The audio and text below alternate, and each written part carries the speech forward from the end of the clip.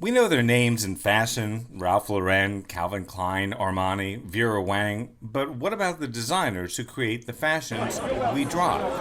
Can you name the designer who created your car?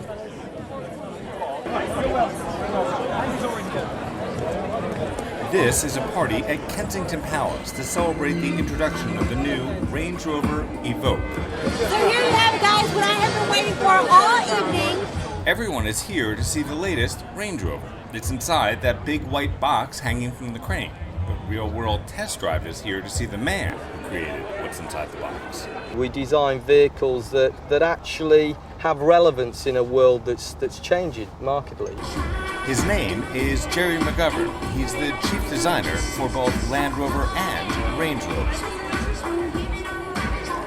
When Gerry was a little kid, a teacher was wrong. Very wrong.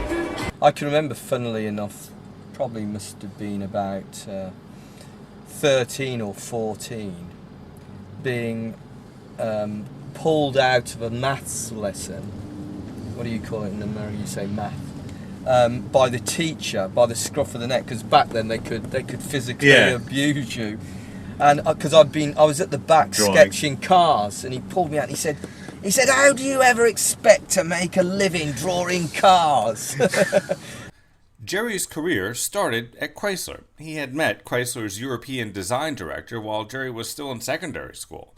Chrysler sponsored Gerry at the Coventry University, where he earned a degree in industrial design.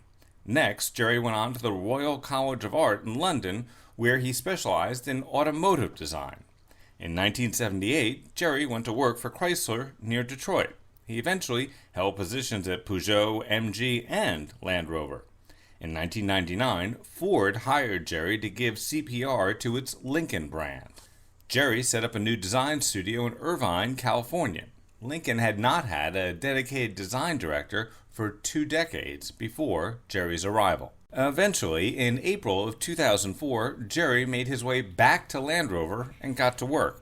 He said Land Rover suits him more than any other car maker because it has its roots in pure design as opposed to styling.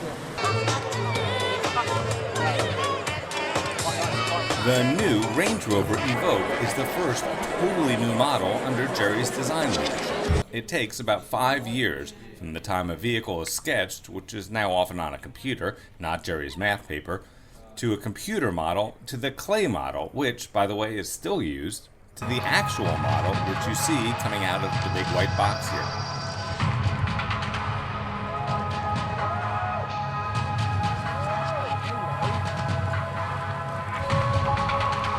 Gerry even decided to hire Victoria Beckham, yes, that Victoria Beckham, as a design consultant. But aside from Posh Spice, where does he get his inspiration?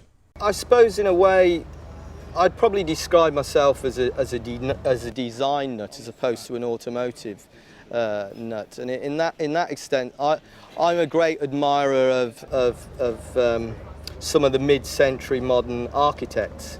The sort of Richard Neutras and the John Lautners, etc. In automotive terms, it must have been great to have been a designer in the 50s and the 60s. You know, the Bill Mitchells, the Virgil Exners, when I was sort of getting into it, they were heroes. And I suppose would it be interesting to go back and see what it was like then compared to what it's like now. I'm sure there's still a lot of things that are very similar, but clearly the world has moved on. Land Rover's Gerry McGovern said that he looks for inspiration in all types of places, even his tailor, where he has his suits made. Yeah, if I came in here and for the first time and I just said I want, without listening to him, I'd end up with a disaster.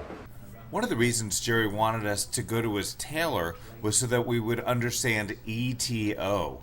It means engineered to order, which is what's coming to all of the Land Rovers and Range Rovers. It's part of the sort of customization of luxury.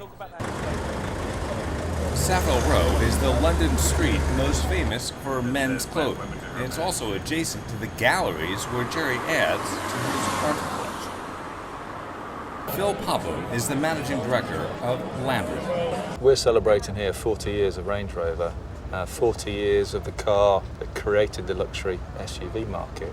But back to Gerry, we asked him who finally convinced him that he could indeed make a living designing cars. I wasn't a bad footballer at school, soccer player. But I remember at a certain age I really got into art and painting, from about the age of 15. And I can remember being in the art studios late at night when my friends were going off to practice and they were banging on the window saying, "Come on, you've got to train." I'm going, "No, I want to paint." And I can remember that sort of transition from, actually, this is what I'm really into. You know. And then the car design bit, in a way, that was a teacher who said to me, "Have you ever thought about that? You're always drawing them." So one teacher said to you, "How do you ever expect to make a living drawing cars?" Another teacher said to you, "You keep drawing cars, what about doing that as a career?" Yeah. That should be a lesson to all of us. Find out what we're really passionate about and then try to make a career of it. I'm Grant Winter, reporting.